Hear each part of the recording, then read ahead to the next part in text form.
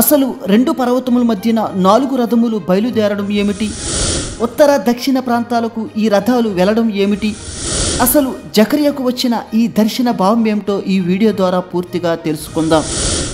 జకర్యాకు వచ్చిన ఈ దర్శనం జకర్యా గ్రంథము 6వ అధ్యాయము 1 నుంచి 8 వచనాల వరకు రాయబడింది. అందులో మొదటి 3 వచనాలు ఇప్పుడు చదువుకుందాం.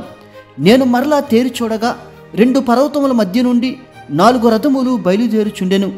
ఆ పర్వతములు ఇత్తడి పర్వతములై ఉండెను.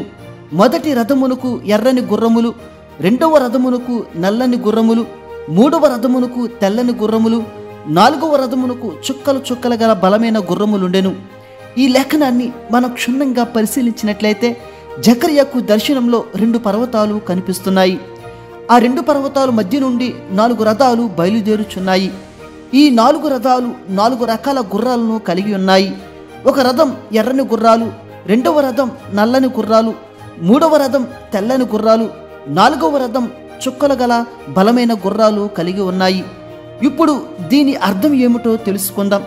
ఇక్కడ 2 పర్వతాలు అంటే ఇజ్రాయేలు దేశంలోని ఒలీవ కొండ మరియు సియోను కొండ అని బైబిల్ పండితుల అభిప్రాయం.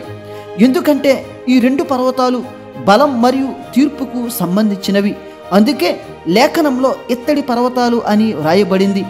అలాగే ఇప్పుడు 4 రథాలు ఏమిటో తెలుసుకుందాం. ఈ 4 రథాలు మరియు వాటికున్న గుర్రాలు ఆకాశపు చతుర్వాయువులు అని 5వ వచనంలో వ్రాయబడింది. అనగా 4 రథములు 4 ఆత్మలు అని మనం అర్థం చేసుకోవచ్చు. అంటే 4 రకాలు కలిగిన రథాలు ఎవరంటే పరలోక దేవదూతలు.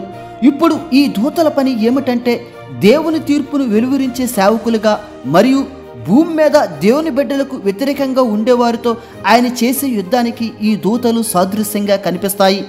బైబిల్ లేఖన సాహిత్య రూపంలో గుర్రాల రంగులకు భావం ఏమిటంటే ఎరుపు రంగు యుద్ధాన్ని సూచిస్తుంది, నలుపు రంగు కరువు మరియు మరణాన్ని సూచిస్తుంది, తెలుపు రంగు విజయం మరియు తెగుళ్లను సూచిస్తుంది.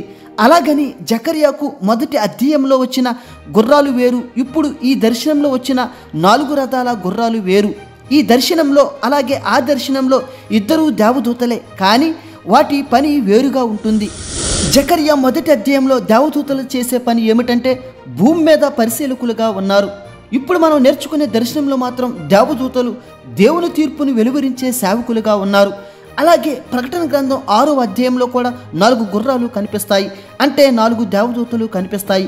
జకర్యా దర్శనంలో ఉన్న దేవదూతలు ప్రకటన గ్రంథం 6వ అధ్యాయంలో ఉన్న దేవదూతలు సమానంగా ఉండకపోవచ్చు, కానీ ఈ దూతలకు దేవుడు అప్పగించిన పని ఒకే ప్రయోజనాన్ని చేకూరుస్తుంది.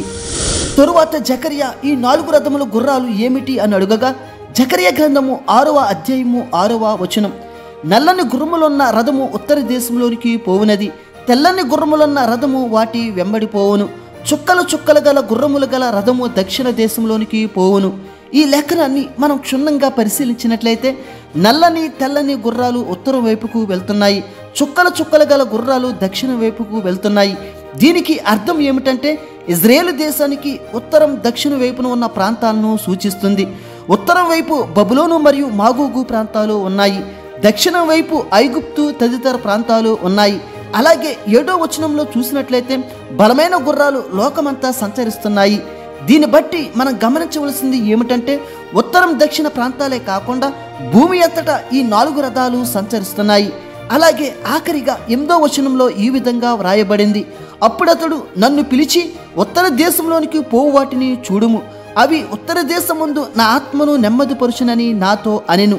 ఈ లేఖనాన్ని మనం పరిశీలించినట్లయితే ఉత్తర దేశం అనగా బబులోను మరియు మిగతా శత్రు దేశాలు, వీరంతా ఈ లేఖనాన్ని బట్టి చూస్తే నాశనమవుతారని తెలుస్తుంది.